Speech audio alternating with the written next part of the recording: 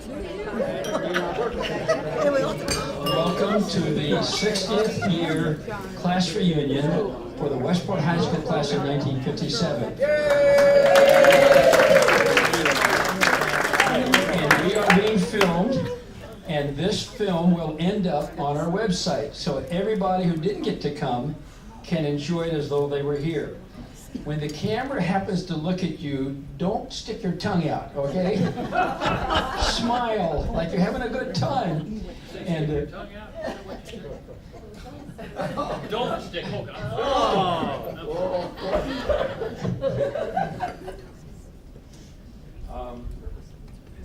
First of all, I want to say a couple things to remind you about the schedule. And I want to first of all thank you for coming. By the way, who came the farthest? Wade.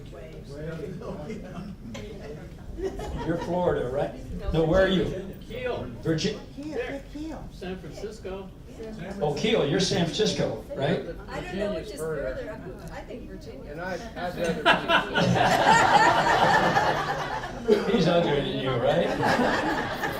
So where do you live, Frederickson? Virginia. Virginia, that's not as far as San Francisco. That's what I tried to tell her. Can anybody beat 1,800 miles to San Francisco? All right, Dick Keel, it's you. Let's give him a hand. Anyway, driving trip. We're having fun. Well, you know, the best part is he drove the whole thing. I didn't get to drive. Oh, she's not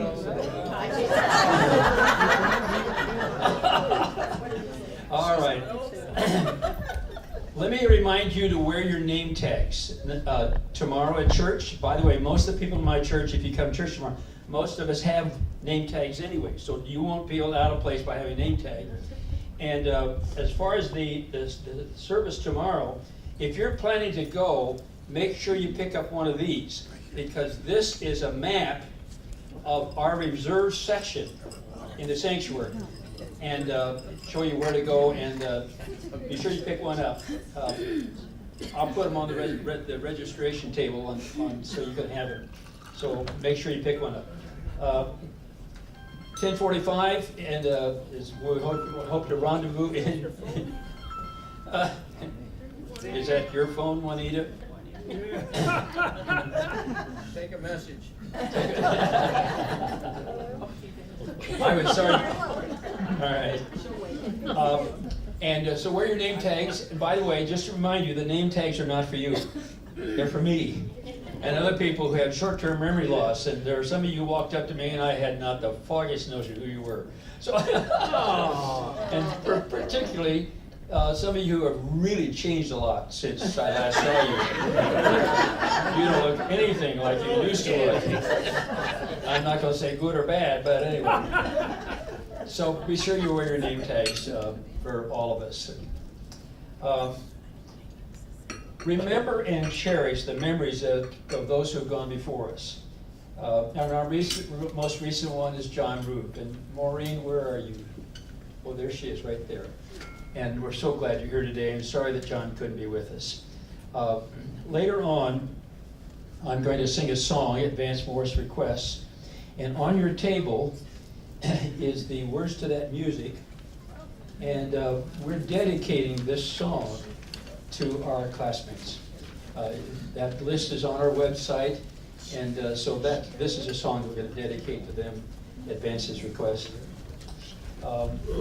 Remember those who were planning to be here and then couldn't come. Like, for example, Jane Gooch Hollander. She was all set to go, and she fell and broke her arm. And she's in California, and so she sends her greetings to you. And by the way, where are those cards that you got? You gave them to me? Oh, we weren't here yet. Don't start. Oh, right here. Okay. And also we had, you can go sit down now. Thank you.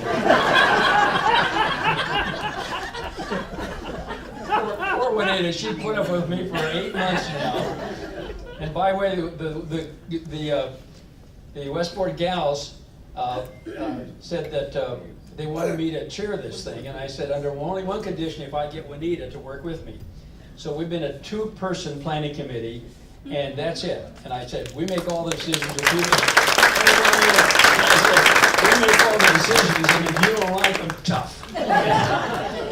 So we've had no committee meetings, just Juanita and me. We've had a lot between the two of us. But anyway, so I want to read a couple of letters that we got. Is it Sis Harmon? Yes. Is that right? Yes. Okay. She wrote, "Hi Juanita, many thanks for offering to get me a picture. You have been great to me all along, always letting me know what's going on with the people, trying to help me find a special someone and helping me find out about some deaths of special people in my life. I truly thank you for all the help you've given me and still are over the many years, Sis Harmon." And Phyllis Malin wrote, "Dear Juanita, thank you for tracking me down. I'm in San Diego and you have my current phone numbers and address. I won't be attending the 60th reunion, but please let Ron know and all of the classmates about the work that you guys did to put this together. It would be fun to know how many do attend, so when it is over, would like to hear from you. And a big, have a great time to everyone from the class of 57. Phyllis Malin Kenny." She's in California? Yeah, okay. And this is Kathleen Brown. "Juanita, thank you for your thoughtful note about the Westport reunion. I'm impressed with the way the class has grown close through the years. I will be thinking of you and all that are the weekend and everyone at their very best. Wishing everyone the very best. I don't travel that much anymore because my life revolves around annual reserve work, and I'm happy here. Please know that I invite you to give my regards to everyone, including Wade and who? Wade Fredrickson and Karen. Where's she? Right. There you go. There you go. Special greetings to you. I don't know why. Did you have something on there? Don't collect on that note. Don't come after me. Kathleen Brown. All right, that's good. And I think there's one more here. Well, this is a long one. I'm not going to read this whole thing, but this was from, who's this from?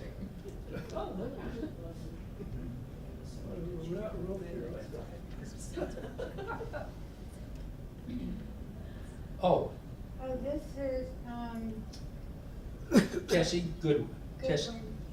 Tessie Goodall. Goodall. Yeah, okay.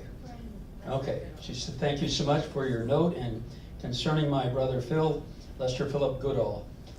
We received all of his mail here at my address, but he resides a few blocks away at assisting living home." And talk about the details then, but said, "Thank you so much for inviting me. Have a great time, and greet everybody for me and for Lester." Okay. And we got a picture from of him, Lester Goodall, and he's in assisted living center. Some of you remember him. So anyway, thank you all for those of you who came. We appreciate it, and those who can't come. My wife was going to be here, and she fell a couple weeks ago and has a sprained left collateral ligament that is very painful, and she can barely walk. So she sends her regards, and I was hoping she could come, and she did too, but she's not. So anyway, special thanks to Don and Martha Philgreen. Dr. Don is the baby doctor, and they made the table decorations. You can't take them home. Actually, Don had nothing to do with it. Martha and her mom, Vidi Metzger, made the tables. Let's give them a hand. Now, I thought about auctioning them off, and then they told me, no, you just got another job to do, so don't you take those. Augie, don't you touch that centerpiece, okay? But thank you for the beautiful centerpiece. That's really great. I want to do some special guests here. Leon and Pat Hubbard, where are you? Are you here today? Leon came last night, and I'm sorry. Oh, they had to go to a funeral. Oh, they were here. They were here. He was. Okay. And okay, they'll be here tomorrow. They're special guests of Coach Sam Keith. You invited them, and they did show up, but they didn't stay very long. So anyway, That was her coach's special guest. Richard and Martha Cox, are you here? Marcia. Did I say what? Marcia? Marcia. Marfa. Marcia. Marcia. What's what I got?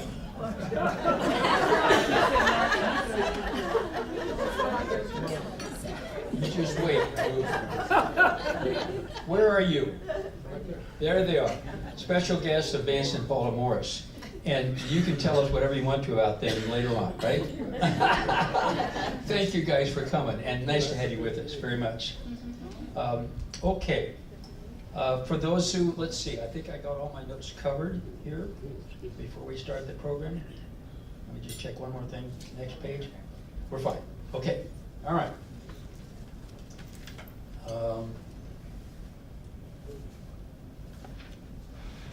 Here we go. Here's the program. All right. Now, when Vance gets up to speak, he's going to be roaming around the audience with this remote mic. And so I don't know what he's going to do when he gets to you, but when he does, play along and act like you're enjoying yourself. All right. Okay. I would like to recognize our class president, who has requested an opportunity to come up and say something. I'm a little worried because it hasn't been scripted. It hasn't been approved, but let's give a hand to our class president, Wade Fredrickson.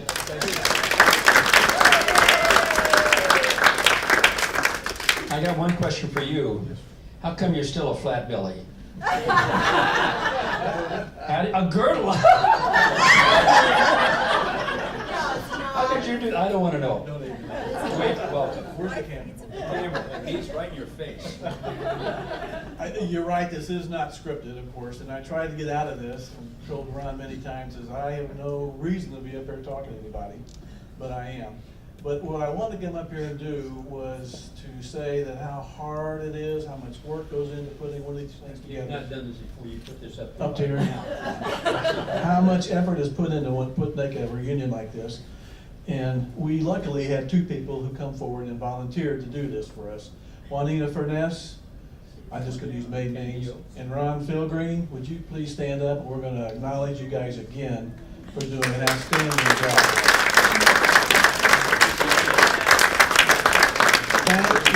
Thank you very much for doing this for us, because that's who it's for us. You've done an outstanding job. And I'd like to welcome everybody here too, and thanks for coming, because I think we've had a pretty good turnout. Since we're in a casino, I've been calculating the chances. Well, first let me say this is a very, very special reunion for me, because like I said, I've been calculating my chances of being here for the 70th. It can happen, but the odds are against me. So I'm going to make this one very special for me. What makes you think there is going to be a 70th class? Because you and Juanita will still be around and we'll get you guys into it. No doubt I got about news that. for you. Okay, where was I? Well, anyway, because of that, I'm going to enjoy the hell out of myself today. I'm going to talk to as many friends as I can today, and I hope you all do the same.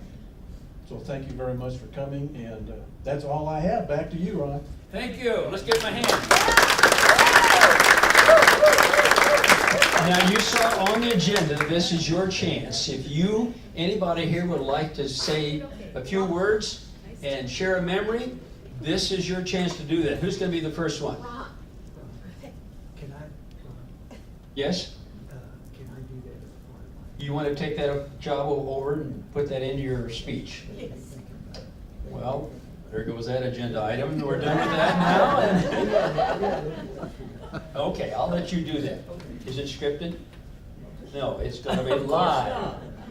It's already been approved. It's Come been- on, Ron.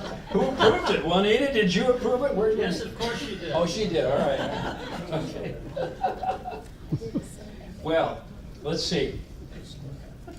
We have, when I took this job, and I think it was Carol Nicholson Williams, who of the Westport Gals, who approached me and said, would you take this job? And I said, I won't do it unless I have Juanita at my side, because she's done all the work and I get the glory.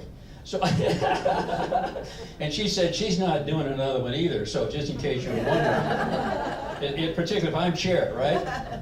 So, it's a special opportunity to welcome the special guests, and as you all know, we've been praying that the Lord would grant him a few more days of grace to be alive, to be here today, and we'll have more to say about him later on. But let's give a nice, warm welcome to 93-year-old Coach Sam Keith.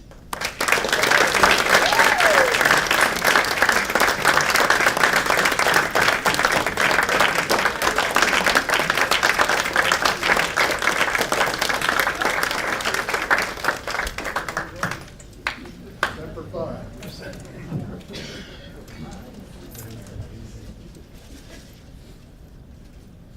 I also said when I took this job that my choice for our guest speaker today is Vance Morris. And Vance has just completed, is it a 52 or 50 years of college football coaching? 54. Well, we got the wrong number on here, but Black's 2 years old. So, in any event, we were so thrilled when Vance and Paul agreed to come, because in the past he's always been busy in the fall, as a coach, and has been able to obtain one other class reunion before this one. I think that's right. And so we were so happy to have him. Now, Vance, would you come up here, please? I have a presentation to make to you on behalf of our class. All right? Distinguished Career Excellence, the Westport High School class of 1957, at our 60th reunion this 16th day of September 2017, does hereby present this certificate to Vance Morris, Coach Extraordinaire. To honor your 54-year career as an outstanding college football coach, you not only taught young men how to play football with a demand for excellence, team play, and good sportsmanship, but also how to become men of character, leadership, integrity, and to always bring your very best to every field in which you play the rest of your life. Presented this day with pride and admiration to Coach Van Morris from all of your Westport High School classmates. Let's give him a hand. Thank you so much.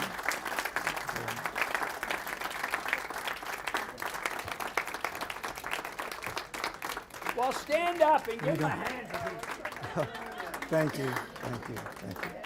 Can you hear me? Can you hear me all right? I started to tell Wade about an hour ago, and you know how we all get to visit with different people. May have been longer than an hour ago. I said, Wade, you came out of this deal smelling like a rose. I never did get to finish telling him that.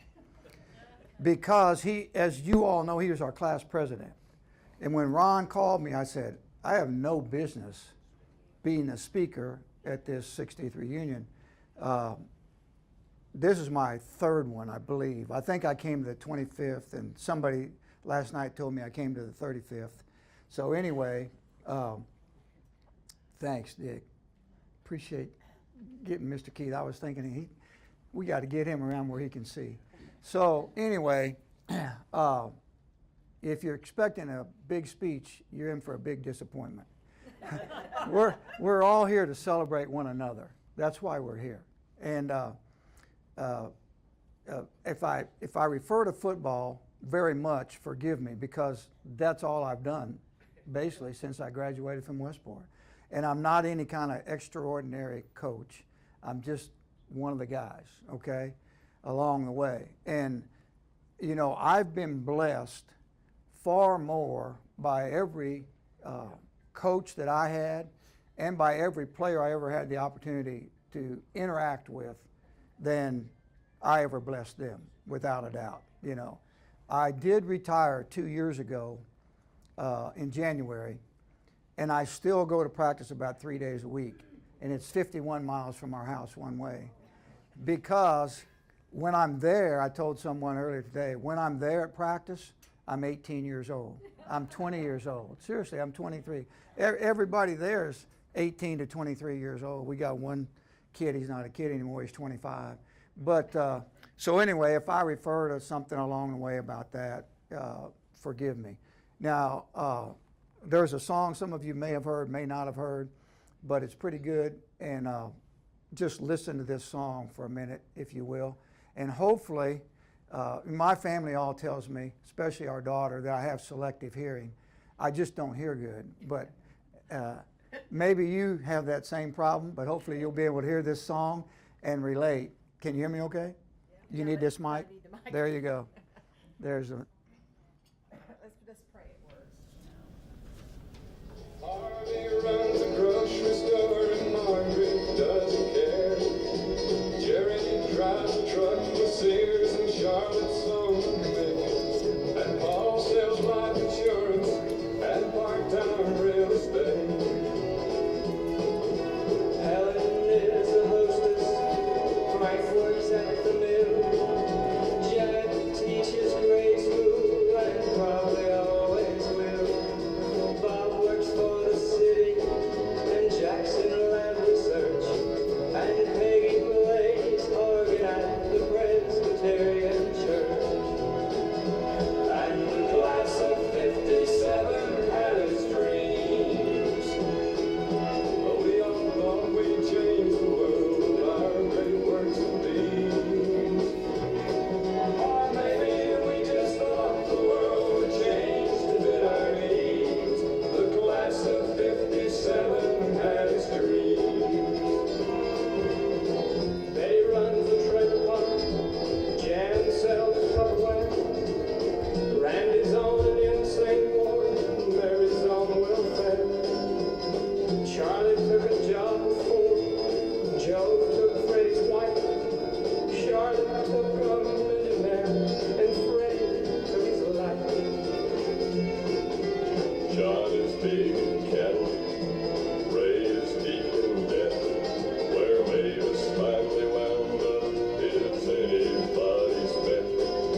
Linda married son, Brenda married me, and the class of all of us is just part of history. And the class of 57 had its dreams, but living life day to day is never like it seems. Things get complicated when you get past 18, but the class of 57 had its dreams. Oh, the class of 57 had its dreams.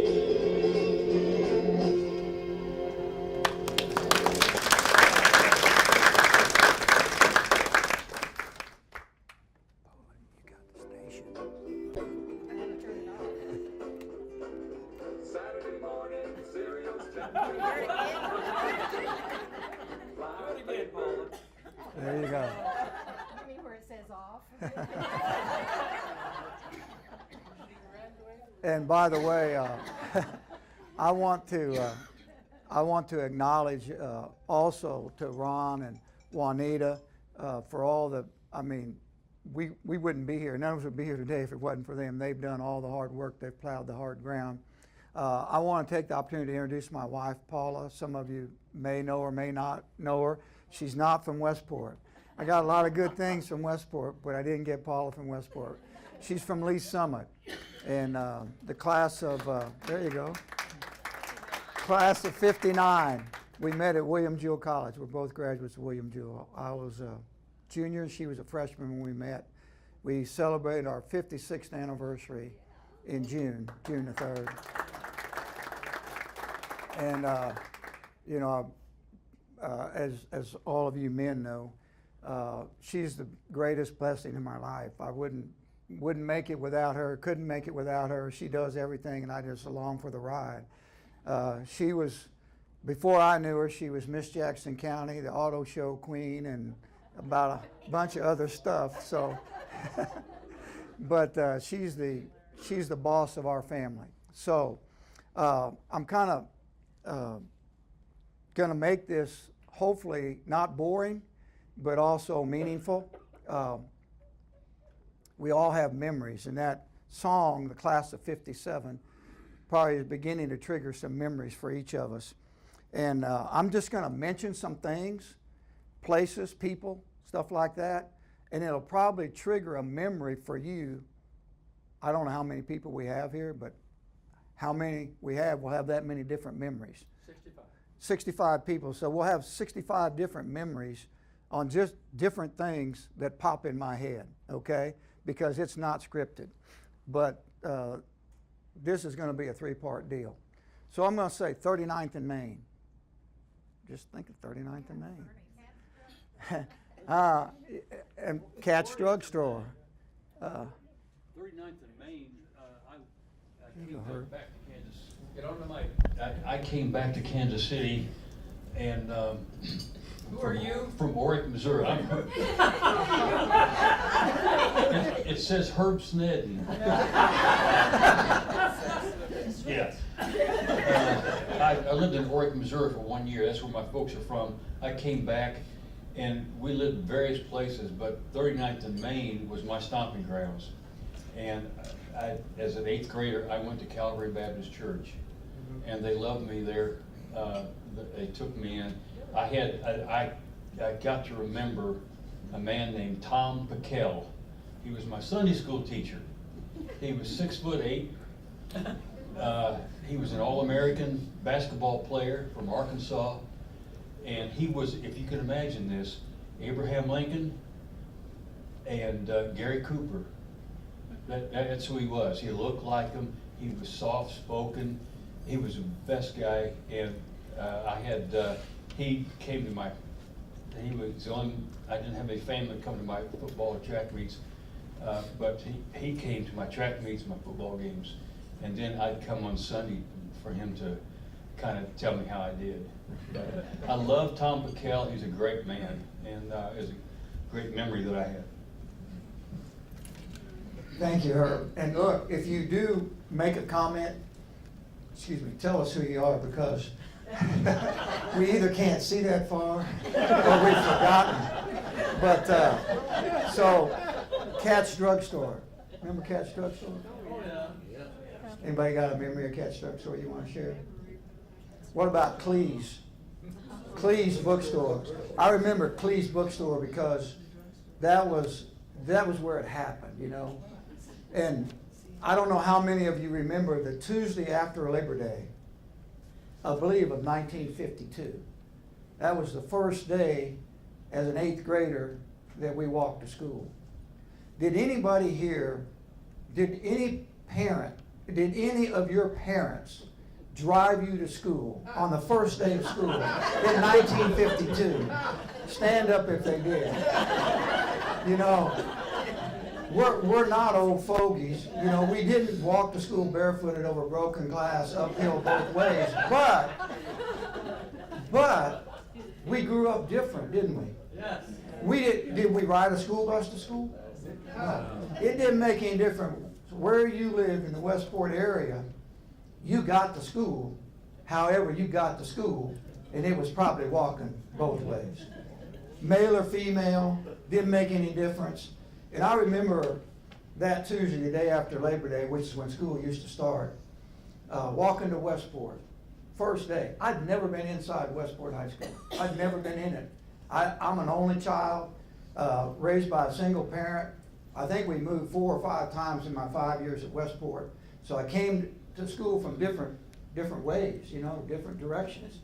But I remember we lived on Gillum Plaza, would have been north of Westport High School in the 8th grade.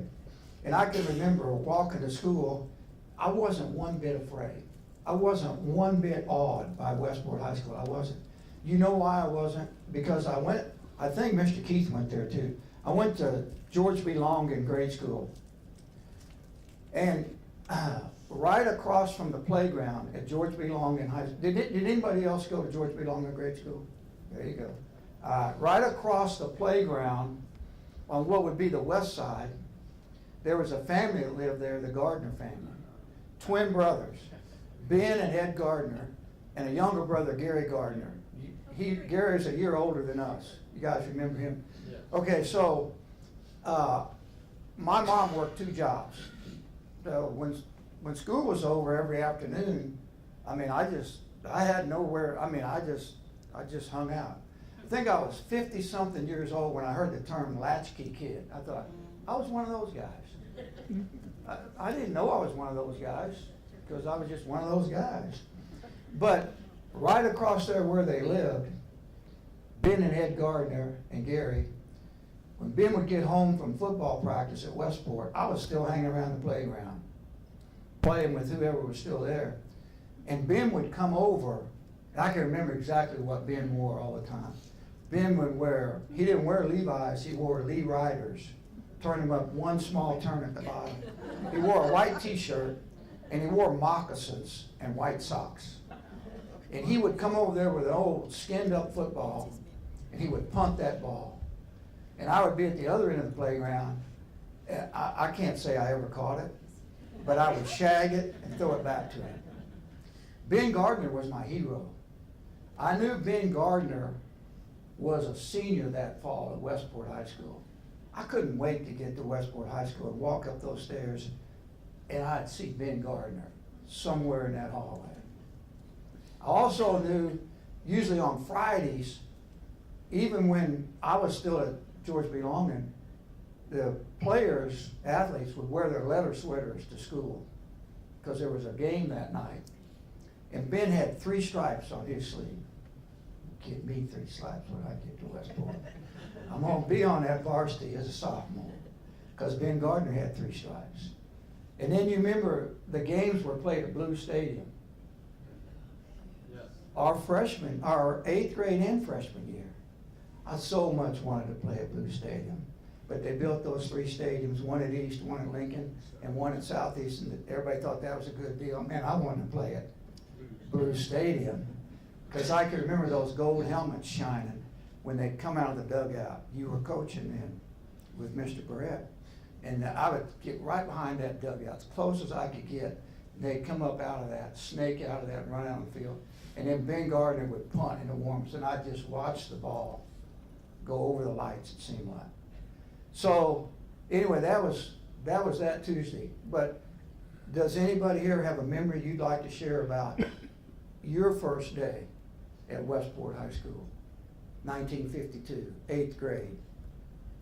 We had 8th grade through seniors. Donna's got This something. is short, but I got. I'm gonna bring you a mic. On the mic.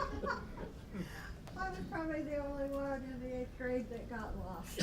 Oh, no. I wandered around and wandered around, and finally I peeked in. It was Mr. Baker's class. I peeked in, and he goes. So I had to walk in front of everybody into that classroom, but that was embarrassing. Who else has a first day of school at Westport memory? Nobody? Here we go.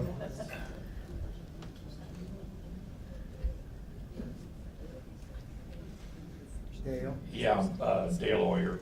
Anyway, my brother was a year ahead of me, or maybe 2 years, and class of probably 55. And so anyway, when I was going over about what to do at school and everything, and he said, well, you got to do this and you got to do that, these different classes. And then I said, well, when's recess? And he says, they don't have any recess. And I don't exactly remember what I said. That was that.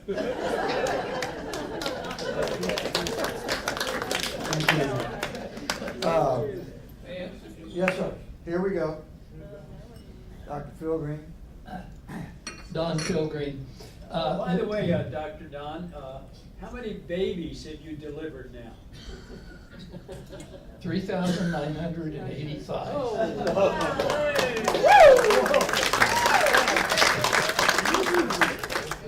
The thing I remember about when we started going to Westport is my twin brother had decided we were not going to dress alike anymore.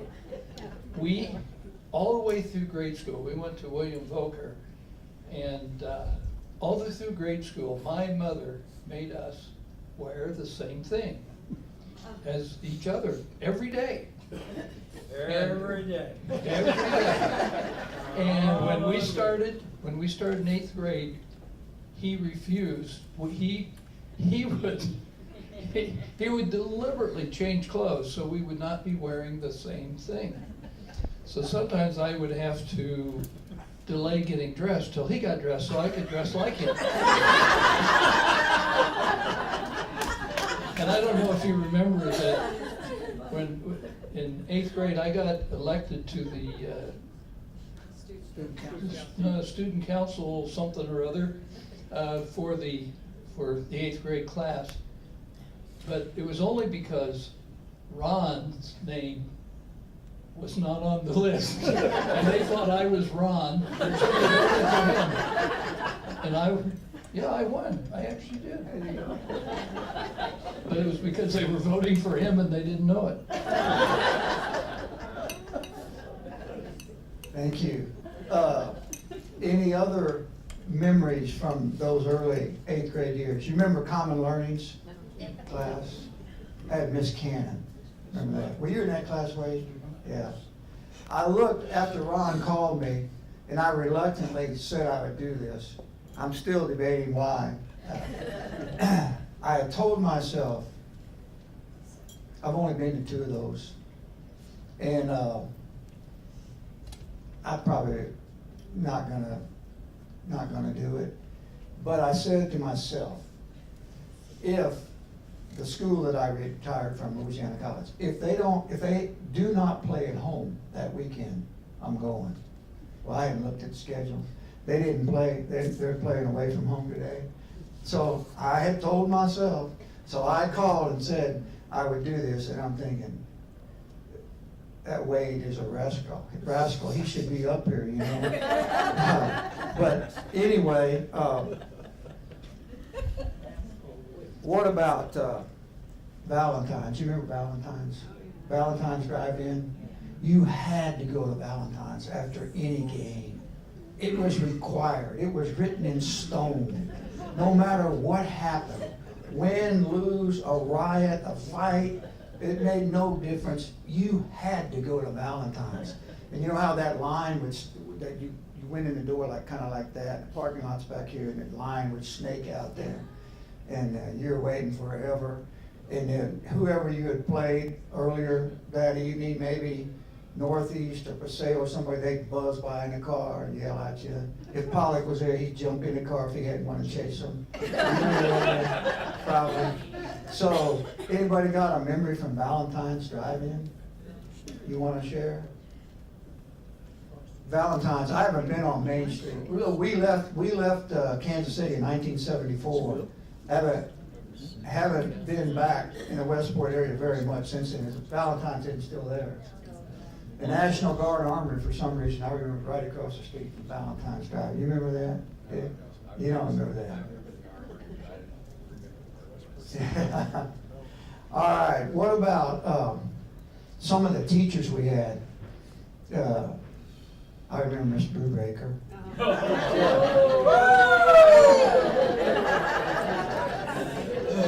Thank you, Vance. Jeff Sheldon. That's the way I refer to myself now as Jeff, not Jeffrey. That's my mother, says Jeffrey. I appreciate the academic side, but I want to say first the appreciation that I have for the coach here, because one of the things that we learned, Wade, Herb, Dick, everybody else that played either football or ran track, was his requirement of us to do our best, to really make an effort. And he made sure that we made the effort. And we, I think, have profited from that for the rest of our lives. But anyway, the other side of it is the academic side. Vance mentioned Miss Brubaker. Now, she was a card. Some of us think that she was just crazy as hell. But I really value her for having introduced me to some pieces of literature. Cyrano de Bergerac, for example. I don't know if you remember having read that and actually having gotten up in class and played one of the characters. Merle H. Merle, the science teacher. Sure. He was also a very demanding teacher, that we know what the hell we were talking about in science, and we would call it science and technology today. The only thing that I remember is, however, when we were probably planning to go into aeronautics, and he was going to teach aeronautics, that he retired. It's our senior year, and so we didn't have the advantage of being able to have that class. George V. Barrett, the great coach that we had, but I had him for anatomy and human science. I think of it as anatomy because we learned every bone and muscle in our body. We had to know those because these were on the tests that he gave us. And he would talk about his education at the University of Missouri. But I think also we remember him for his coaching, his football coaching, and the fact that the guys that played our last year, senior year, he was no longer the coach. We now have our other coach here, coach for football and track. Let's see, who else? Mrs. Morton, who was horrendous. She was just a beast in the classroom. Of course, she had a couple of her favorite students, but I was not one of them, unfortunately. But I value her because I learned the difference in writing, in the English language, because I had the misfortune at one time to bring a book to her that was the Reader's Digest condensed book. And I had to, she sent me back to get the original book to read and compare them and what the difference was. And that was a very enlightening experience. But I also want to thank Maureen Roof for being here, because Augie and Johnny, and occasionally Barbara and I would walk to school together at Norman School and have the greatest conversations, and oftentimes it was political. Okay, now politics for us when you're going to grade school is elephants and donkeys. Okay, that's enough, thank you. Thank you, Jared.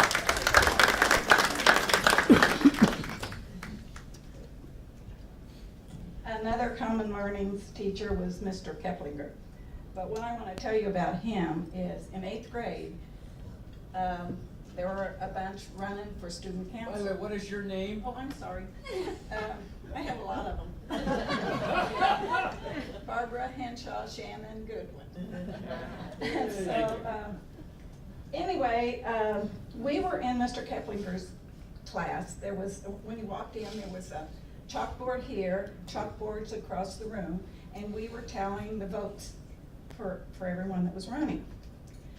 And I was on this board, and Kathleen was beside me, and across the room was John Stackhouse and Dwayne Shannon. And I said to Kathleen, I said, who's that crazy guy right there? It was Dwayne. He was acting stupid, I thought. I didn't know he was going to end up being the father of my 5 kids. Thank you.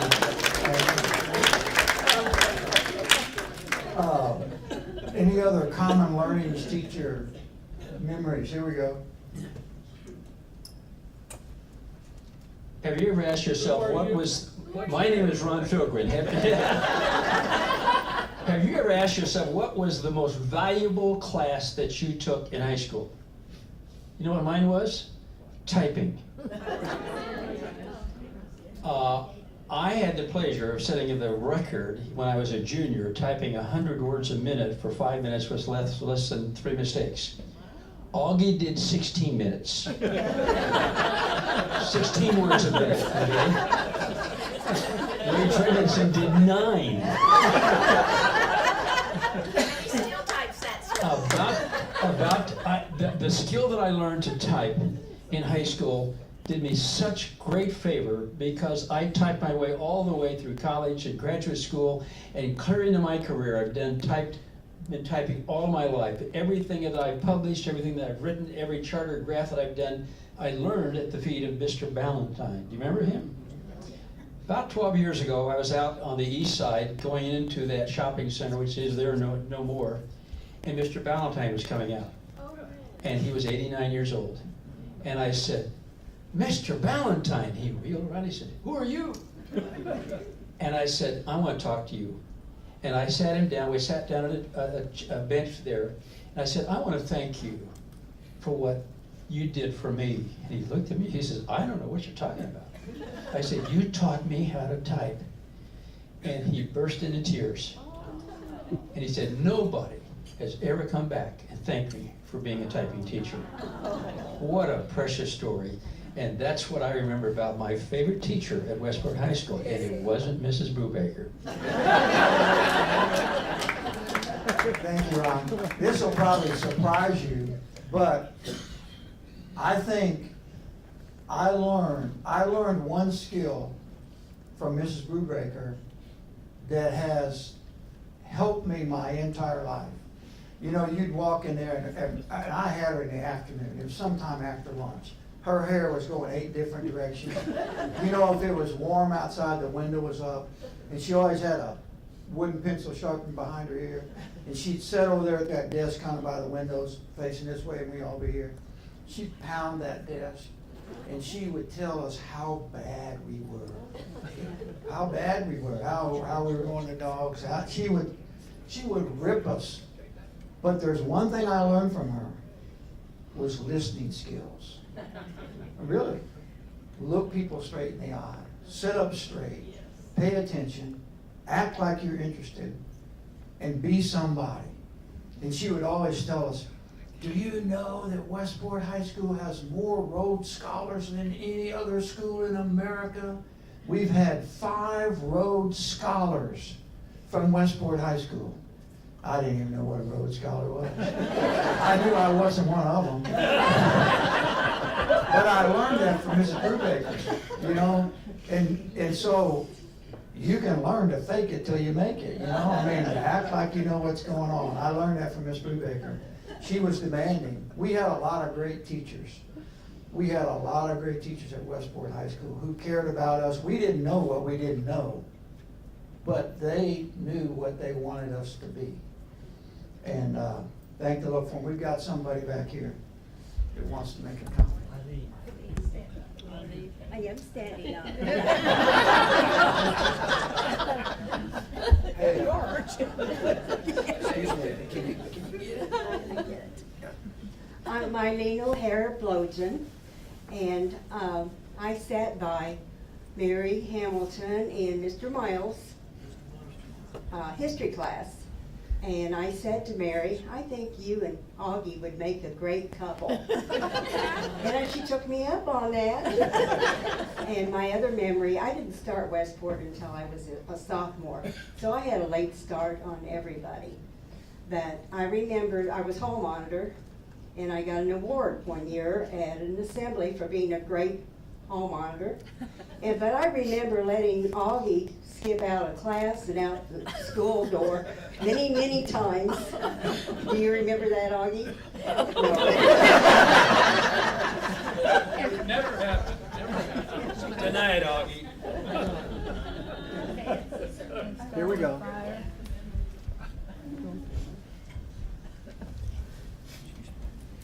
I want to say something about Miss Brubaker. What is your name? I'm Sherilyn Hughes Bruns, and I had Miss Brubaker probably in the same class because it was the afternoon senior literature.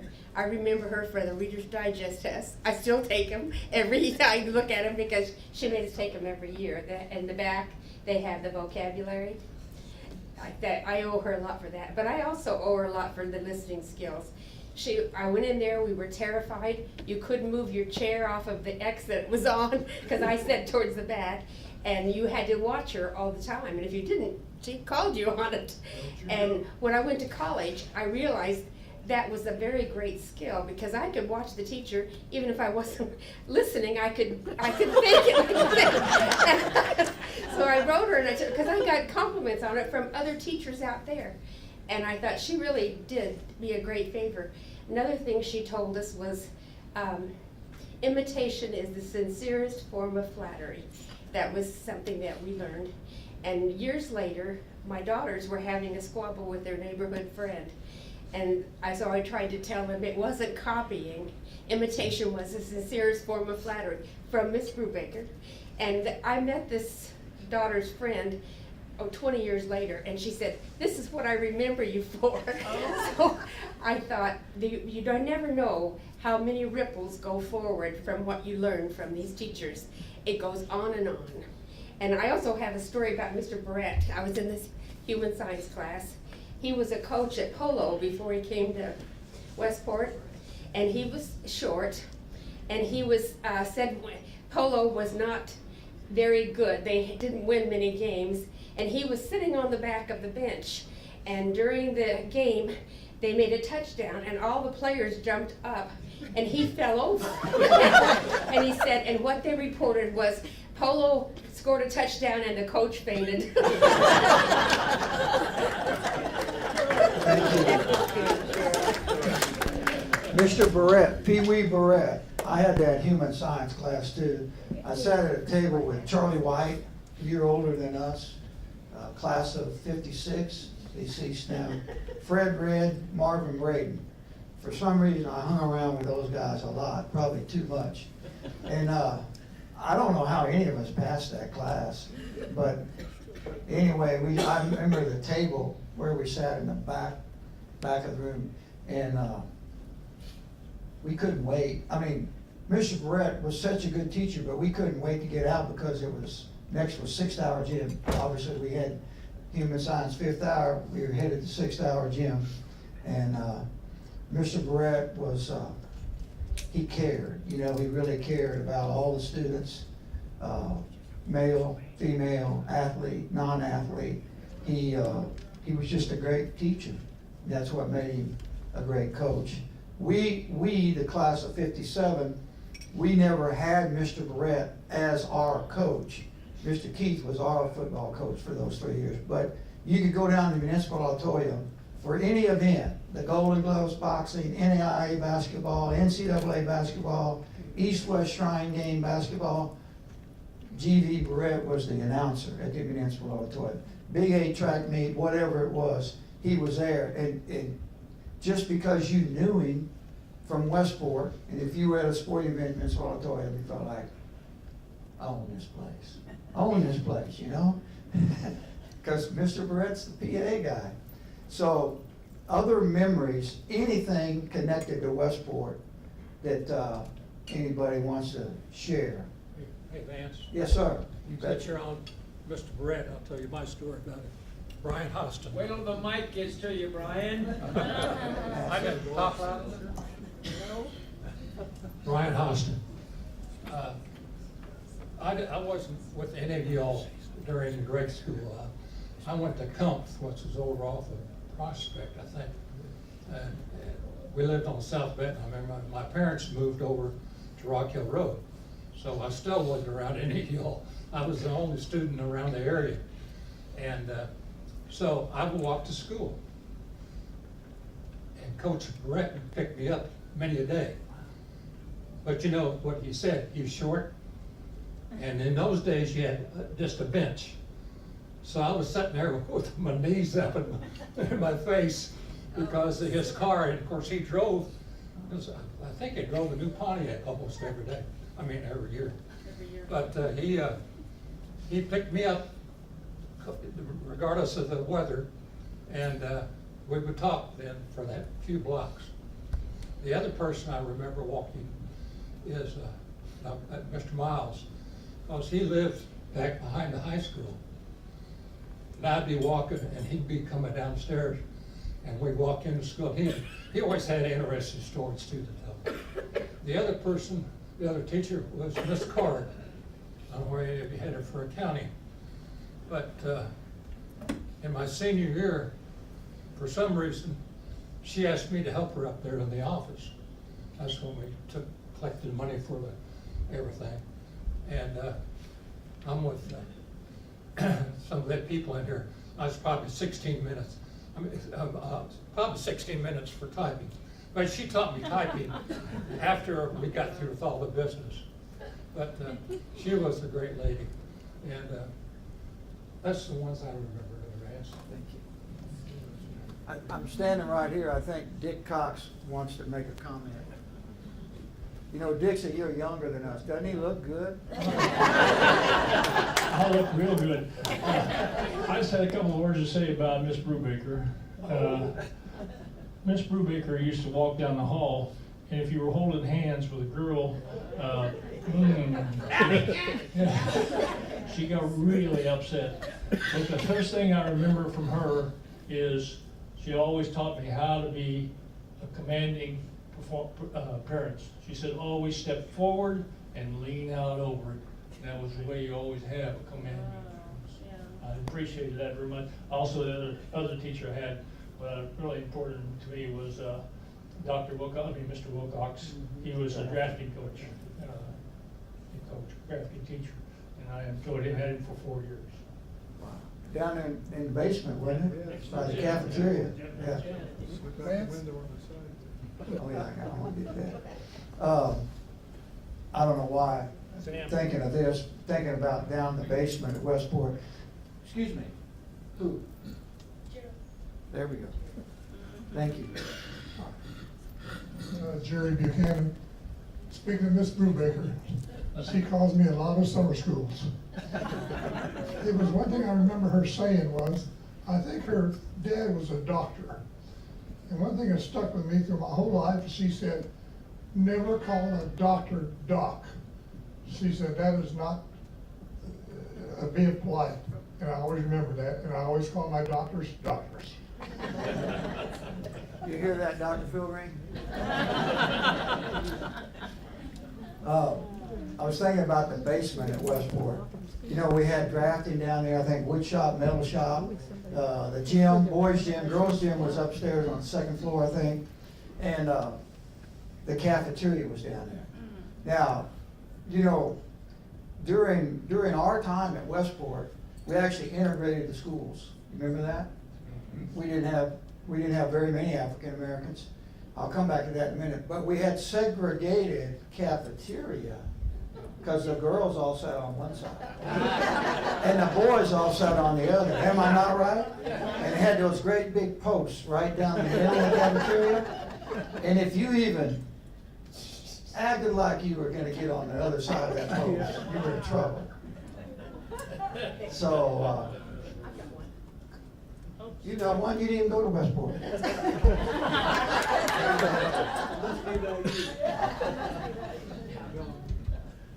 When my mother heard that I was dating someone from Westport High School, she didn't like it very much because that was where the tough kids went.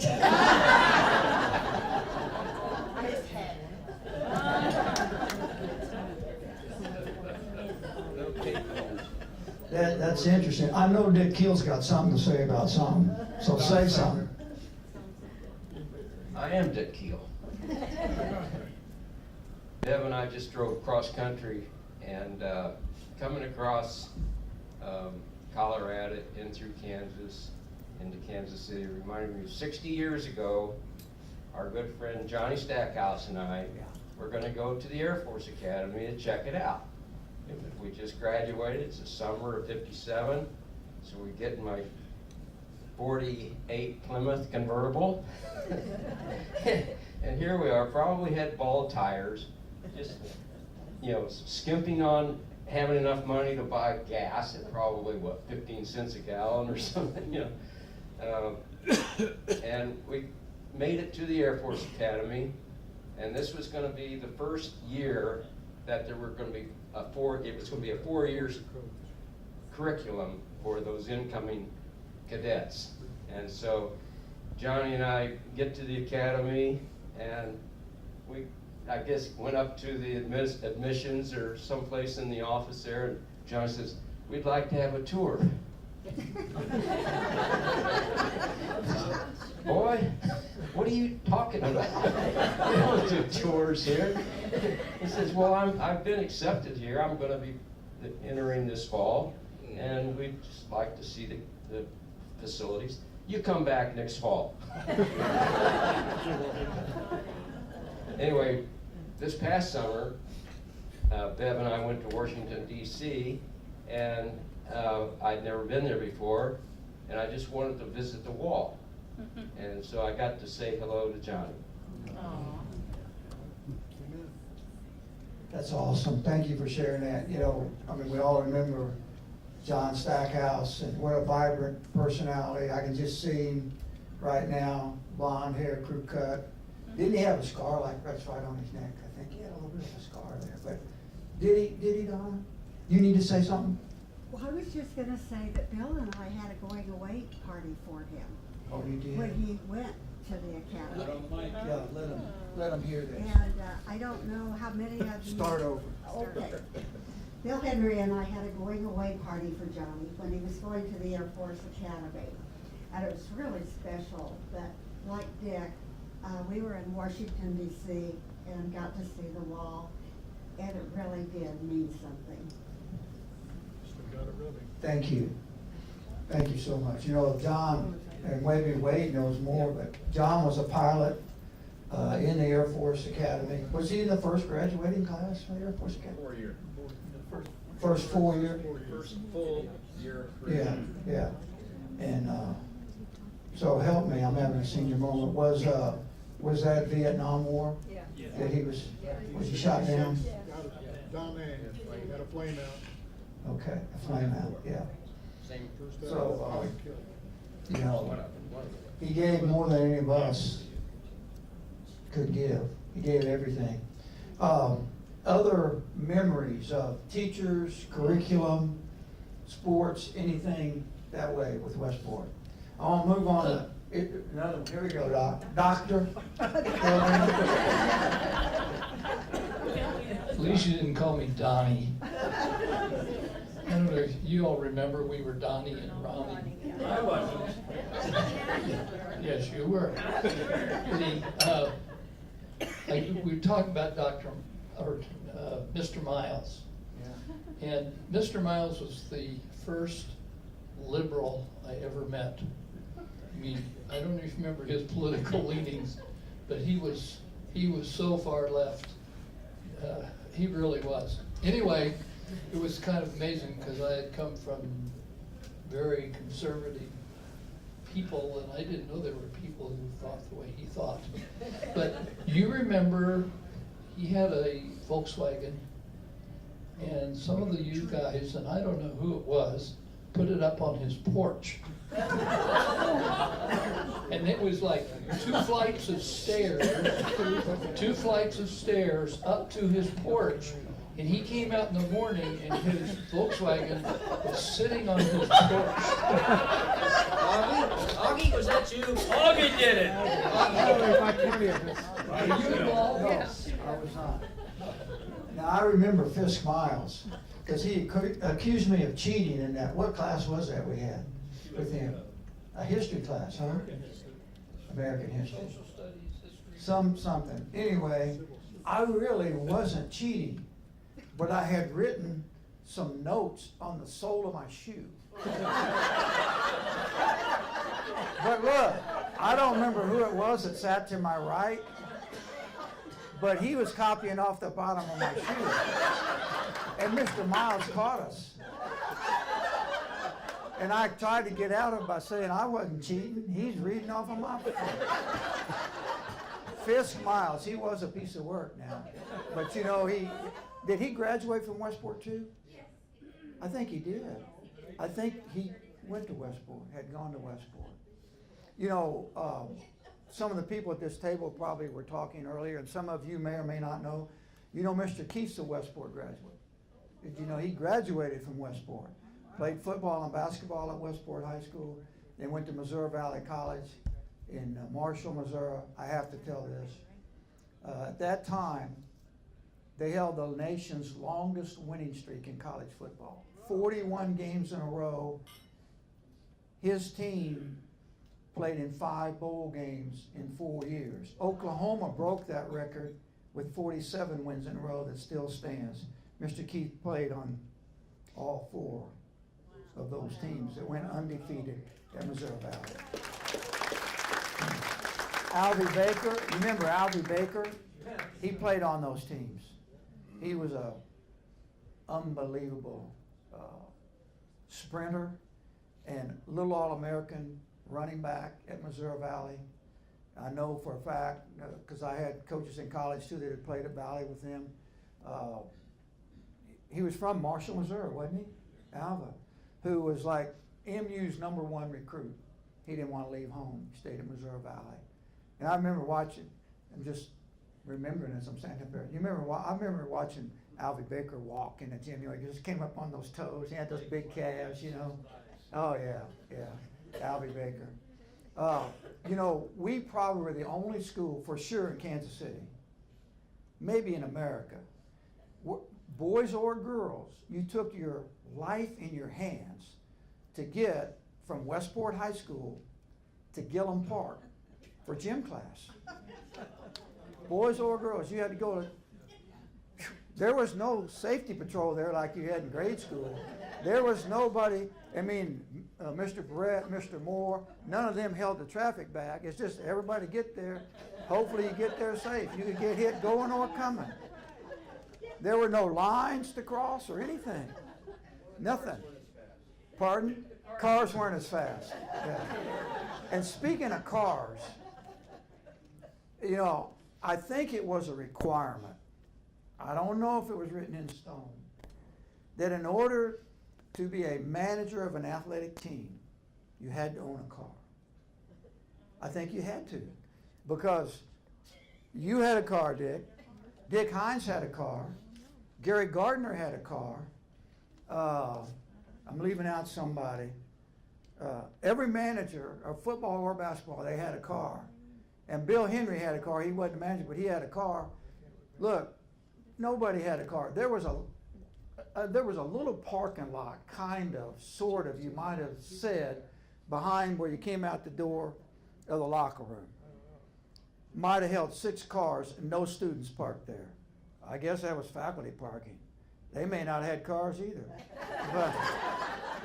But anyway, for whatever that's worth, we were not spoiled. We didn't get driven to school. We didn't get driven home.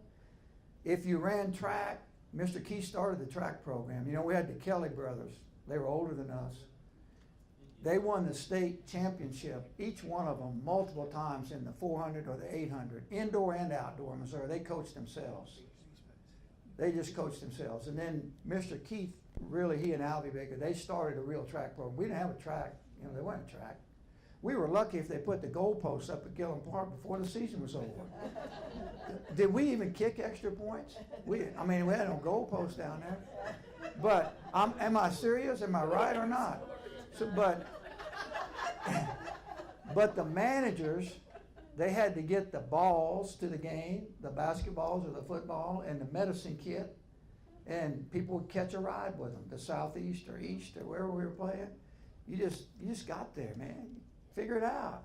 Game starts at 7. Be there at 5. You know, every man's on his own. So let's switch from memories now to relationships. Why are we really here today? I think we're here because of relationships that we made when we were at Westport. And I mentioned this earlier, but we really didn't know what we didn't know then. But we were bonding together without knowing it by doing things together, without asking questions. We just did it. We didn't question authority. We just did what was asked or required of us. But I remember, as I said, I moved a few times while I was at Westport, so I would walk to school from different directions, and sometimes I walked by myself. But my last 2 years, most of that time, I was walking west. And 3 people I remember walking with. Each one I developed a strong relationship with. One was Wade. We walked home a lot, but he always stopped off on the way. He didn't go all the way. He didn't go all the way as far as I went. And another one was Dick Cox. And then another one, and you may not remember this name, he was probably 2 years younger than us. But he was the first African-American male. Phil Miles. That's it. Phil Miles at Westport High School. And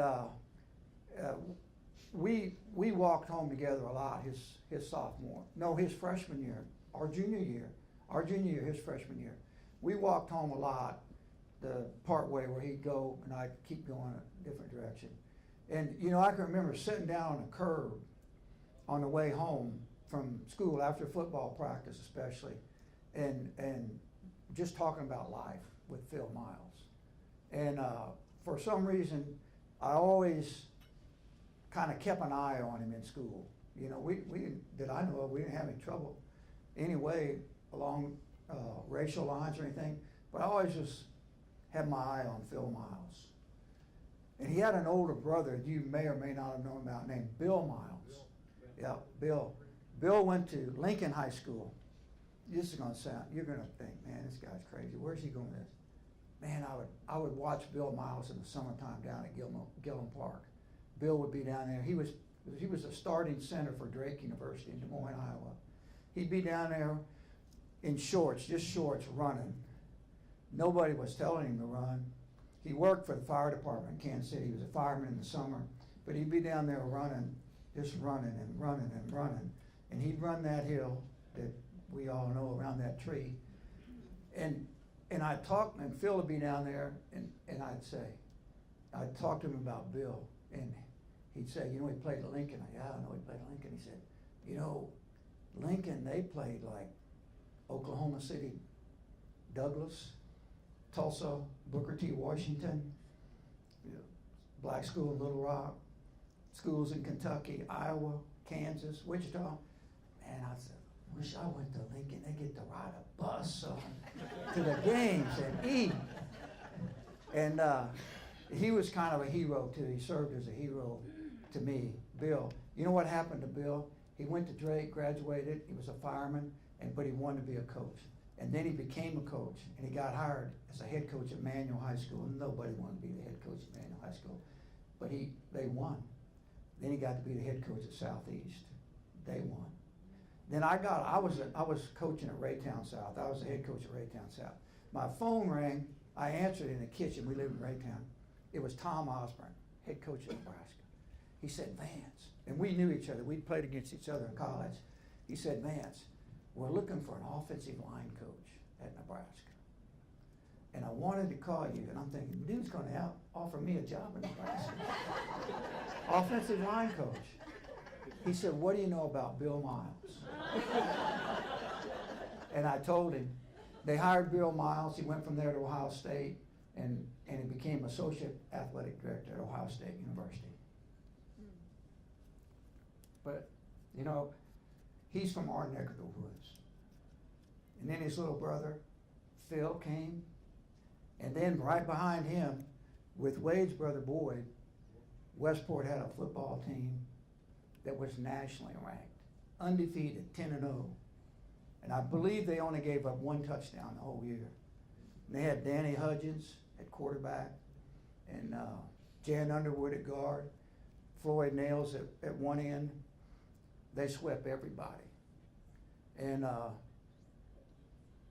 that was very meaningful to me. I think it said a lot about the faculty at Westport and those that had gone before those guys and what they did. But those walks home, Dick Cox and I would walk home after basketball practice, which lasted till almost probably dark, snow. We being this class, we didn't think anything about that. Never entered our mind that somebody needed to come pick us up after school. Just didn't. And Wade and I mean, there were so many good talks just walking. And I had a professor in college that said, this. They said this, education is the sum total of all of life's experiences. And Jeff is right. We had good academics at Westport, very good. But those walks to and from school, eating in the cafeteria, manners, respect, all those things mattered. They matter. And they're, in my opinion, they're a gift that we were given by the faculty, the coaches, the teachers at Westport, that somehow or another they relayed, I think, to us that everyone has value and you value everyone, whether it's the lady in the cafeteria, if it's the janitor cleaning the restrooms, or whoever it is, sweeping, mopping the floor, whatever it is, you value those people. They have value and they deserve respect until they prove they don't. So I appreciate that. I learned those lessons at Westport High School, and I learned a lot of them from you by being blessed to be a part of your lives. So we talked about memories. We talked about relationships. Does anybody have a walking home from school story or any kind of a relationship thing you want to share? The thing I'd like to end with and bring to a close is legacy. So basically, we're all, there's 4 quarters in a game. We're beyond the 4th quarter. We're in overtime. I told Paula that today. She said, you're in the 5th quarter. So we are. But what's our legacy? What's our worth now? And I think we still have a lot of worth, because we have blessings of family. Maybe we're blessed to still have spouses. We have children, maybe grandchildren, nephews, nieces, neighborhood kids, friends, great-grandchildren. Whatever the case may be, we still have worth, and we have somebody that's looking to us and depending upon us to leave them a legacy. So my question for all of us is, what is our legacy? What's it going to be? And at this time, I want to do 2 things. Paula, do you have that deal? Yeah.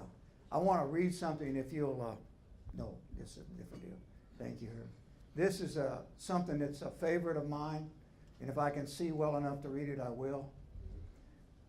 We grew up, airplanes, well, there were airplanes, but I don't think many of us ever flew anywhere.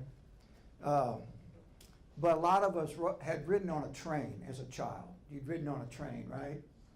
I know I've heard stories, Mr. Keith, with Mo Valley, they'd play bowl games in Florida and stuff, they'd ride a train. So this writing is kind of an essay, and it's entitled The Station. I don't know if you've ever heard of The Station, but go with me, if you will. Tucked away in our subconscious is an idealistic vision. We see ourselves on a long trip that spans the continent. Dick talked about driving across Kansas and Colorado a minute ago. We are traveling by train. Out the windows, we drink in the passing scene of cars on nearby highways, of children waving at the crossing, of cattle grazing on the hillside, of smoke pouring from a power plant, of row upon row of corn and wheat, of flatlands and valleys, of mountains and rolling hillsides, of city skylines and village halls. But uppermost in our minds is the final destination. On a certain day, at a certain hour, we will pull into the station. Bands will be playing and flags will be waving. Once we get there, so many wonderful dreams will come true, and the pieces of our lives will fit together like a completed jigsaw puzzle. How restlessly we pace the aisles, damning the minutes of loitering, waiting for the station. When we reach the station, that will be it, we cry. When I'm 18, when I buy a new 450 SL Mercedes-Benz, when I put the last kid through college, when I get a promotion, when I reach the age of retirement, I shall live happily ever after. Sooner or later, we must realize that there is no station. No station. No one place to arrive at once and for all. The true joy of life is in the trip. The station is only a dream. It constantly outdistances us. Relish the moment. It is a good motto, especially when coupled with Psalms 118:24. This is the day which the Lord hath made. We will rejoice and be in it. It isn't the burdens of today that drive men mad. It is the regrets over yesterday and the fear of tomorrow. Regret and fear are the twin thieves who rob us of today. So stop pacing the aisles and counting the miles. Instead, climb more mountains, eat more ice cream, go barefoot more often, swim more rivers, watch more sunsets, laugh more, cry less. Life must be lived as we go along. The station will come soon enough. So, I'd like to leave you with that, thinking about our legacy, that we do have worth, that we still matter to somebody, and every one of us counts. And probably, if the truth be known, every one of us can do more to leave that legacy. And now, Mr. Keith, we want you to know that we are your legacy. And Herb, I'm going to ask Herb, and everyone who played football for Mr. Keith, was a cheerleader, or had him as a teacher, or was a part of the team in any way, or the deal, to come up here now. Herb, would you bring Mr. Keith a little closer here? And we have something we want to present to you, Mr. Keith. So come on, football guys, cheerleaders. Dick, get up here, Dick Keel. Herb, do you have that? Okay. If you ran track, you participated, and Herb, I'm going to ask you to give it to Mr. Keith. I'll read it. Let's let everybody, Augie, Donna, Bobby, let's let these people get up here.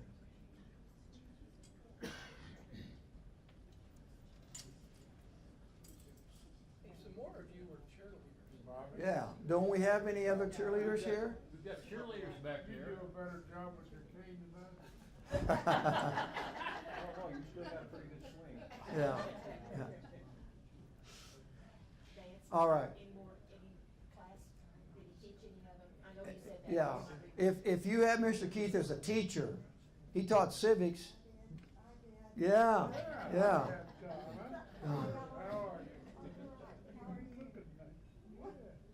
great. Remember when we had lunch? It was with Aline Piper. That's about 4 years ago. Yeah. All right, that's probably Ernie Piper's daughter, huh? Yeah. Bet, yeah, okay. This presentation we have says, presented to Mr. Sam Keith, head football coach at Westport High School in 1954, 55, 56.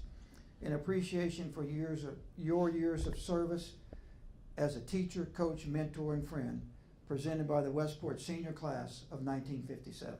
Thank you.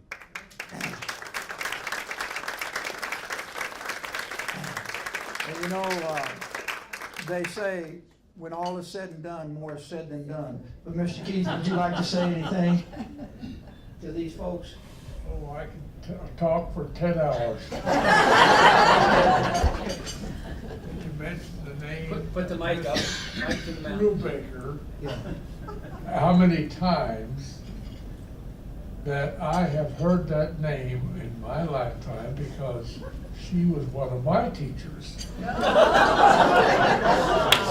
the time, I felt she was one of the most difficult human beings I've ever met. But I probably learned more during that freshman year from Mrs. Marie Brubaker. And then when I came back to Westport as a teacher, she was in the room, I think, next door to mine, and we became great friends. And while Marie Brubaker had some very questionable ways that she behaved, she probably was one of the best mentors or English teachers that we all enjoyed. And at Westport, I had the opportunity to enjoy most of the teachers that you enjoyed. And I felt that I got a better education than most of my children and years after. I thought Westport, and with was it 5 Rhodes Scholars? Had a wonderful reputation, and I was so disappointed to see when they closed it, but that's just the way the world turns and things change. And I could probably talk for about 10 hours about things that occurred while I grew up there as a student and came back as a teacher. And somebody mentioned the 39th Street in Maine. That was really where I grew up. And at one time, while I was a teacher and coach at Westport, during the summer months, I served as a bouncer in a bar. And while on duty as the bouncer one night, Mr. Holloway, the principal's son, came in. And he looked at me and he said, "What are you doing here?" And I turned and I said, "Well, what are you doing?" It paid good money, but you earned it. And I think I continued with that activity for about 2 months, and I was glad to get out of there. But it was a way of earning a little extra money. And I could, at one time at 39th and Maine, I worked for the Crown Drug Store when I was about 12 years old, pedaling my bicycle, delivering drug prescriptions for the most part.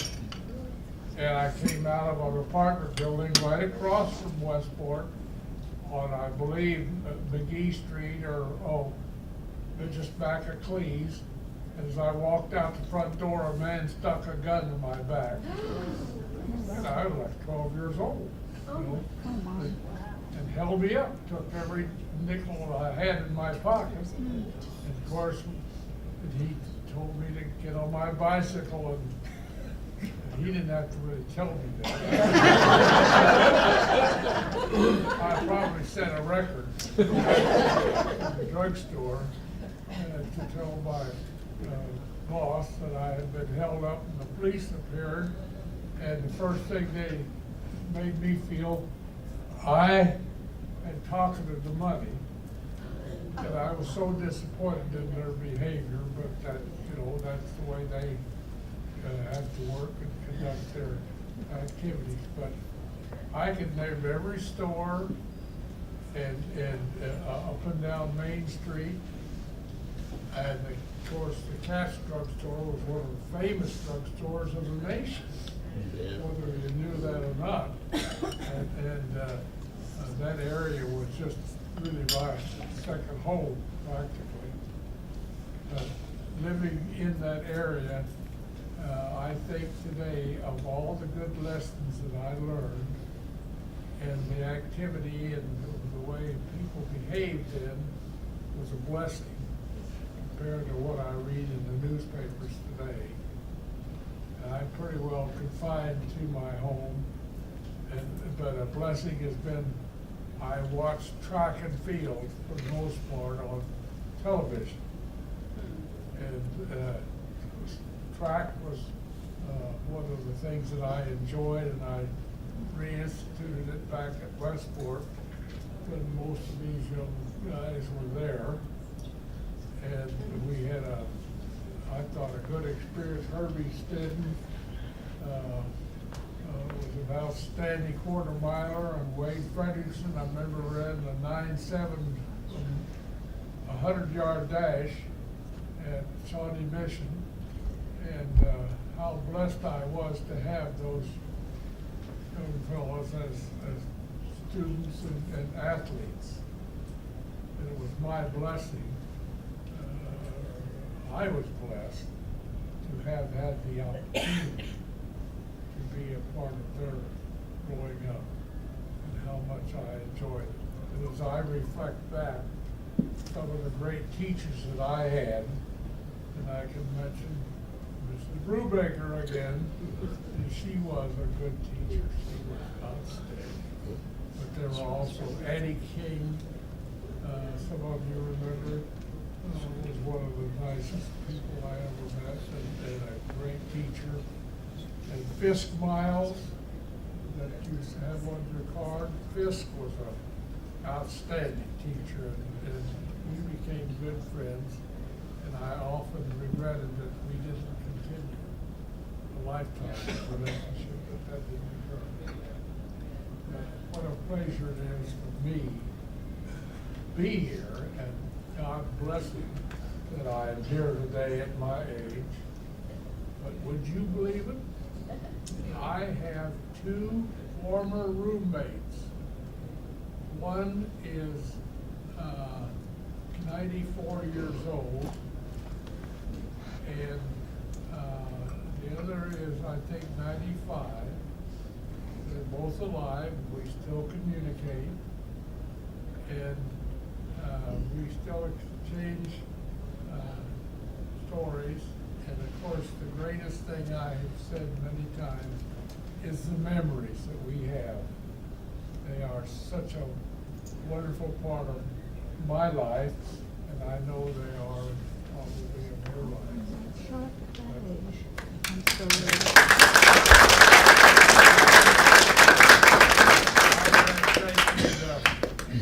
This nice, what would you call this thing? Being a good guy. Being a good guy.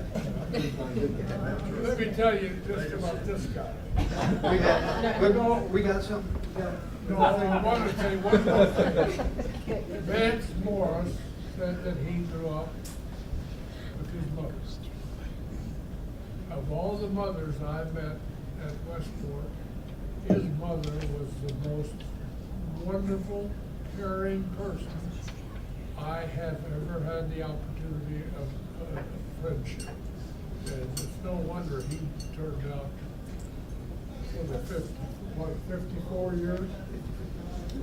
Yes, sir. Yes, sir. Yes. 54 years of coaching and the influence he's had on these youngsters. And I think his mother was very responsible for his success. And she was really a very strong member in my life. Thank you so much. Thank you so much. And now we're going to ask Ron. I asked him, I requested this way back. Said you're going to be a part of this. Not only did he and Juanita plan it, do all the work, but and what a wonderful job they've done. But Ron is going to sing for us this song, which you have the words to. And I think you'll, if you read the words or sing along or whatever, but Ron, thank you for accepting this and doing this for us.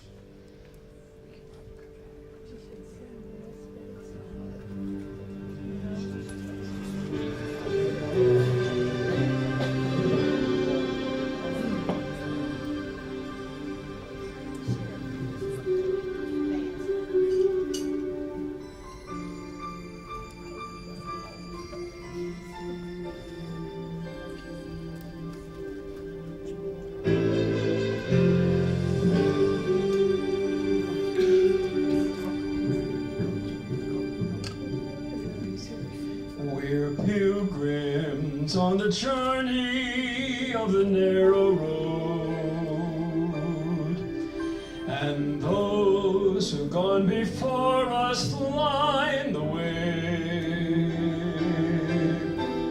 cheering on the faithful, encouraging the weary, their lives a stirring testament to God's sustaining grace. Surrounded by so great a cloud of witnesses, run the race, not only for the prize, but as those who've gone before us, let us leave to those behind us the heritage of faithfulness passed on through godly lives.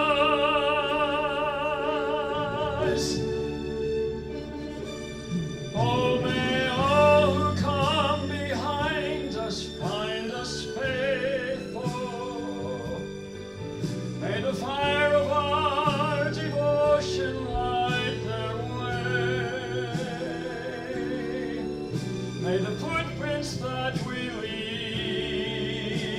lead them to believe, and the lives we live inspire them to obey. Oh, may all who come behind us find us faithful.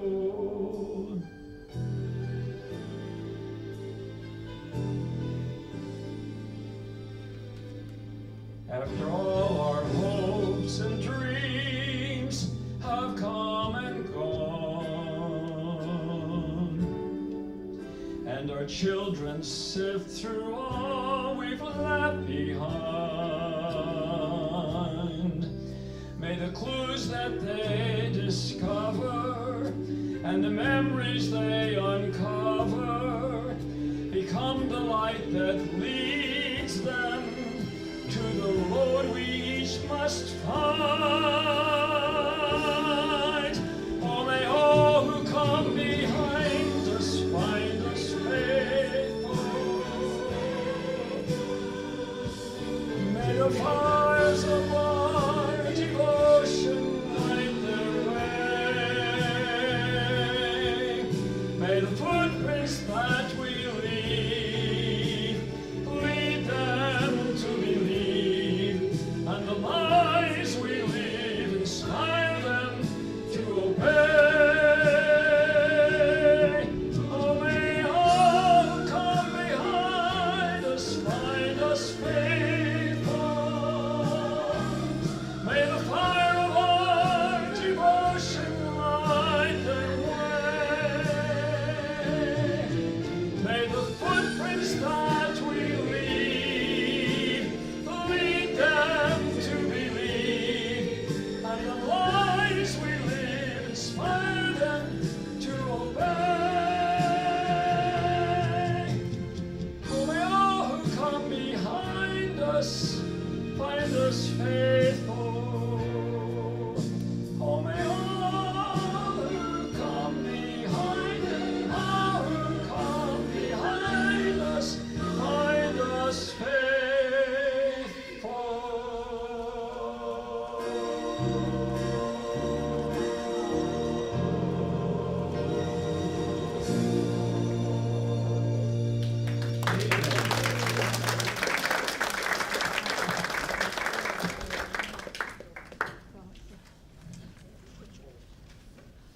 Thank you all for coming today, and those who are going to see you tomorrow at the church. The what? Oh, the pictures are here already. So if you want to buy a picture, if you've already paid for your picture, you can pick it up. Who it is that's picking it up, and I can mark you off. All right. Okay, very good. And what is your name? Sheldon. I'd like to make a special remark here with regard to Juanita. She has participated and worked so hard for so many years. This is not the only reunion that she's really been responsible for, because she started probably 20, 25 years ago. And because we live so many places around the country, I mean, all the way from the Pacific to the Atlantic. And one of the things that she was so good about doing, and she was so skilled, I mean, it really takes a skill to be able to find somebody that you haven't seen in 20 or 30 years. You have no idea where they live, and their name has changed. And I call Juanita the tracer of lost persons. So I'd like you just give Juanita a special.